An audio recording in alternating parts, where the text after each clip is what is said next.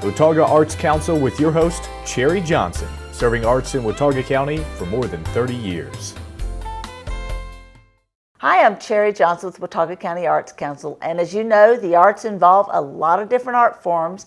We do paintings, we do sculpture, we do music, we do all kinds of things, and we also work with authors. And we have with us Ingrid Kraus today. Good morning, Thanks Cherry. for being with me, Ingrid. Oh, thanks so much for having me. Now, you are an author who has written a book called The Red Leather Chair. That's right. And it's sort of, well, let's talk. You describe the book.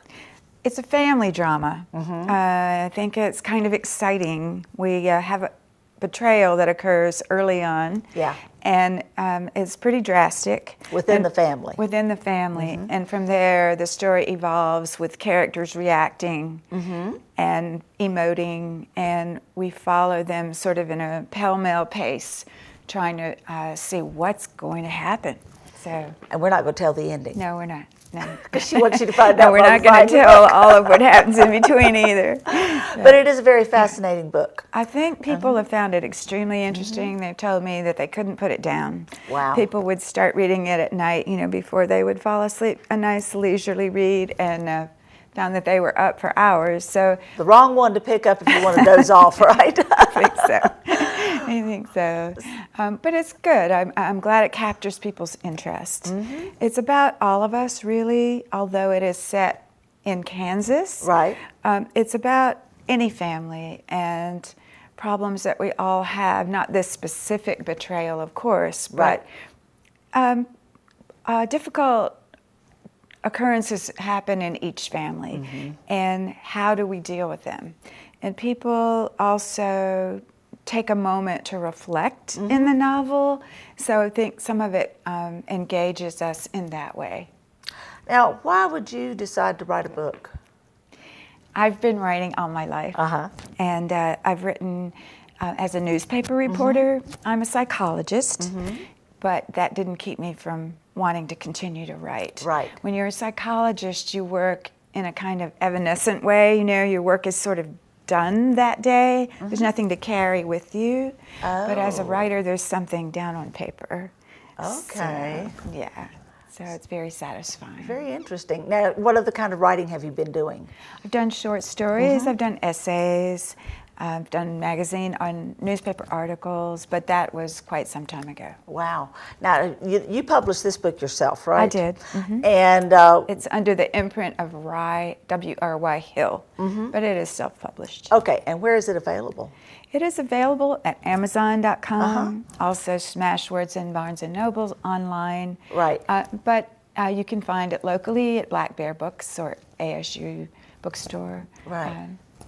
Now, I'm sure people are going, okay, what is the red leather chair guy? And I'm sure they're drawing all kinds of conclusions based on... I'm sure they are.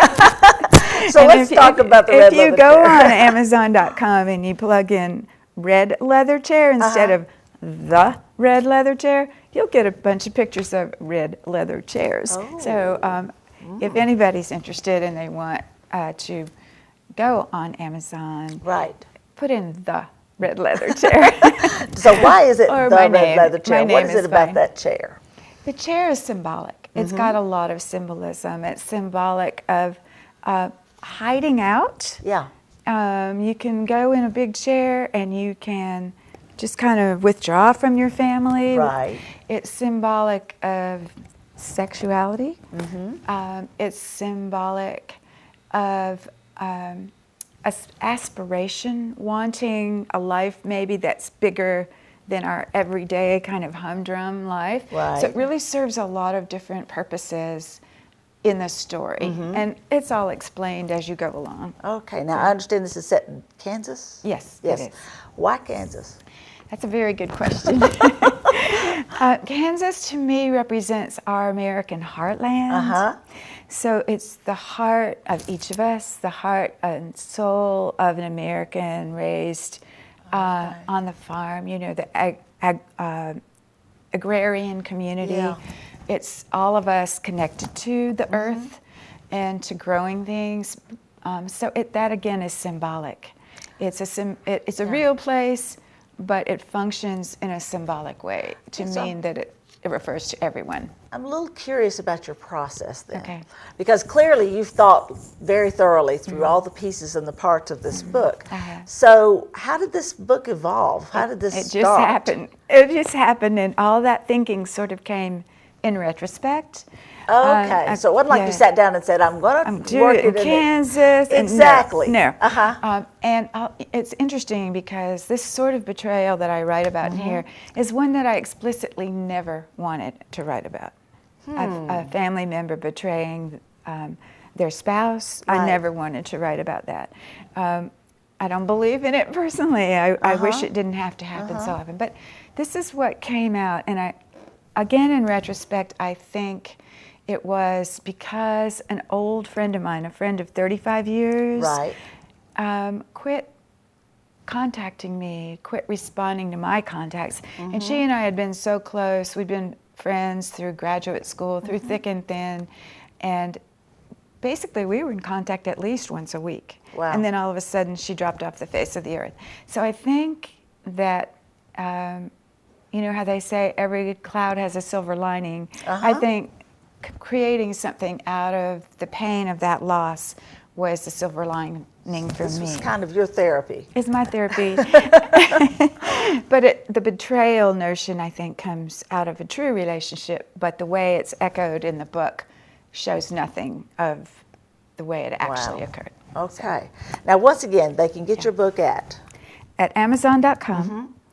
And my name is Ingrid, I-N-G-R-I-D, Kraus, K-R-A-U-S, or they can simply put in the red leather chair. They can have it either as an ebook or a print book through Amazon, or locally they can go to Black Bear Books or ASU Bookstore and find a copy there. That's great. And once we get And our also gift in shop the reopened, library. it'll be back in our place.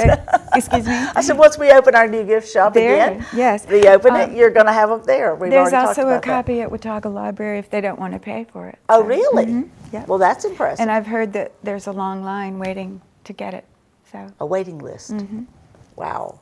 Well, I'm very, very impressed with this book. I think it's a great. Is there one to come? Is there a sequel? Is there something else happening? there is one to come, but it's quite different. It will be nonfiction, and it will be about an entirely different topic. And let me get it a little further along before I start publicizing it. So, okay. Well, when you've got it ready, we'll share it with everybody. Excellent. I'd love to do that. We'd love to do that.